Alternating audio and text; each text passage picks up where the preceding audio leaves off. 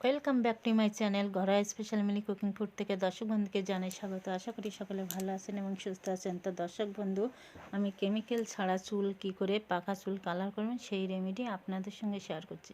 তো দর্শক বন্ধু, আমার এই চুল কালার করার পরের অংশটাই আপনার দেখাচ্ছি। তো প্রথমে আমি নিয়েছি দেখুন হাফ গ্লাস জল, তার মধ্যে আমি দিয়ে দিচ্ছি এটা ভিগোরাস গাছ। আর এই গাছের এই রস কিন্তু আপনার চুলের গোড়া মজবুত করে, চুলকে কালো করে আর চুলটা লম্বা করে। তো আমি এটাকে আগে সেদ্ধ করে এর রঙটা বের করে নেবো।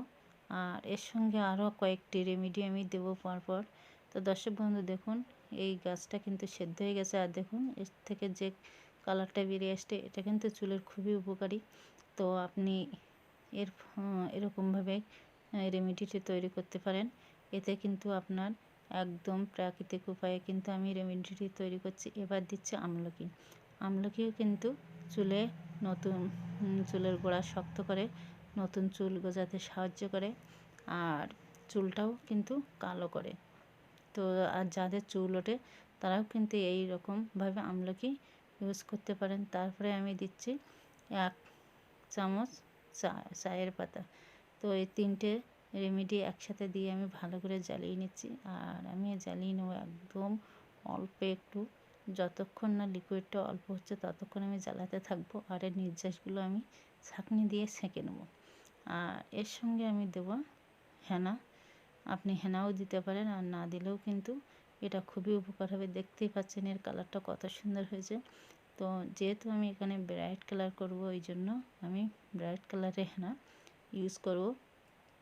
আর আপনি যদি ব্ল্যাক কালার ইউজ করতে চান তাহলে ব্ল্যাক কালারে হেনা ইউজ করতে পারেন। তো দেখুন সম্পূর্ণ প্রাকৃতিক উপায়ে কিন্তু আমি রেমেডিটি তৈরি করেছি। আর এতে চুলের কিন্তু কোনো রকম ক্ষতি হবে না। তো আমার এইটুকু লিকুইড হয়েছে। আর এতে আমি এই ব্লাইট কালারের হেনা দিয়ে দেবো। পরিমাণ মতো হেনা দিয়ে ভালো করে মিক্সড করে নেওয়ার পরে এটা কিন্তু আমি চুলে লাগিয়ে দেবো। তারপরে আমি 8 ঘন্টা থেকে 45 মিনিট পর্যন্ত মাথায় রাখার পরে শুকিয়ে গেলে কিন্তু শ্যাম্পু দিয়ে আমি ধুয়ে নেব।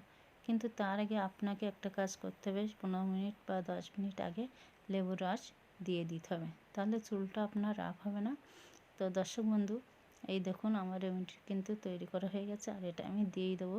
দিয়ে 1 ঘন্টা থেকে 45 মিনিট রাখার পরে চুলটা ধুয়ে নেব। তো চুলের প্রাথমিক অবস্থায় আপনারা খেয়াল করলে বুঝতে পারবেন অনেক চুল কিন্তু এর মধ্যে পেকে গেছে। তো আমি রেমেডিটি দেওয়ার পরে কিছুক্ষণ রাখার পরে আমি কিন্তু চুলটি ধুয়ে ফেলবো। তো দর্শক বন্ধু, এই প্রাকৃতিক উপায়ে কিন্তু আপনি যদি এরকমভাবে লিকুইডটা তৈরি করে মাথায় ইউজ করেন তাহলে কিন্তু আপনার কোনো রকম চুলের ক্ষতি হবে না আর চুল উঠবে না, এতে বরং আরও নতুন চুল গজাবে।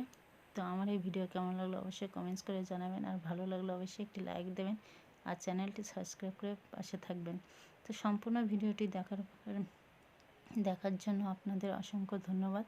তো দেখুন আমার কিন্তু চুল কালার করার